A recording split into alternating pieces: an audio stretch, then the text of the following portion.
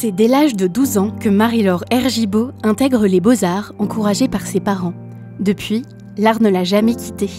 À Argentenay, près de Tonnerre, elle exerce en tant que plasticienne, sculptrice et peintre. Lorsque nous lui demandons de décrire son travail, les mots lui viennent naturellement. En 2 mots, moi je me situe dans un registre de poésie plastique.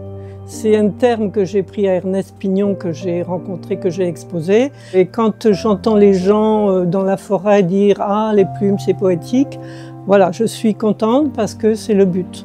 Moi, ce que je fais, c'est de la poésie. Les oiseaux et leurs plumes sont un thème récurrent dans les œuvres de l'artiste. Elle puise son inspiration dans son enfance, où près de chez sa grand-mère, une église détruite par la guerre lui offrait un spectacle saisissant. Pour raconter cette histoire, un poème qu'elle a rédigé l'accompagne à chacune de ses expositions. L'église, sévèrement endommagée par la guerre, était devenue mon terrain de jeu favori. Grâce à la toiture, jadis soufflée par les bombes, les oiseaux avaient trouvé là un magnifique refuge. Une ouverture géante faisait naître cette magie qui m'apportait selon les jours de simples gouttes de pluie, mais aussi des pluies de plumes, pluies de lumière, des pluies de neige. Enfant, je voulais que tout soit beau. Ici, tout était sublime. Un lieu qui a profondément marqué Marie-Laure et qui imprègne désormais chacune de ses œuvres.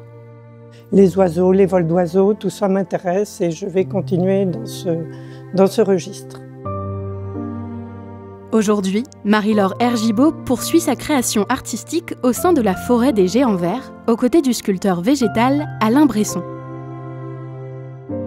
Je ponctue le parcours de ma vision poétique de la forêt, de la nature et de l'adaptation que je fais à mes œuvres. La forêt des Géants Verts est un parcours en plein air accessible à tous qui s'enrichit chaque année de nouvelles œuvres, chacune racontant une nouvelle histoire.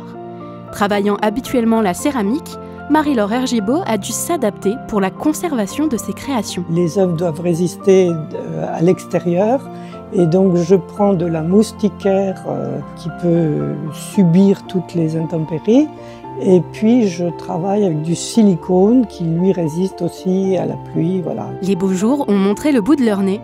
Une occasion idéale pour partir à la découverte de la forêt des Géants Verts à Argentenay. En attendant, pour en savoir plus sur ce parcours, nous vous invitons à visionner notre reportage consacré à Alain Bresson.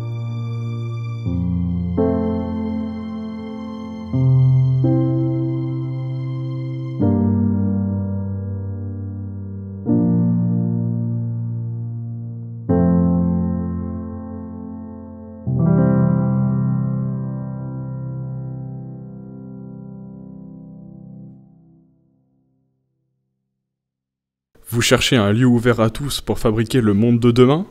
Alors rendez-vous au Maillet de Joigny, le Fab Lab dédié au numérique.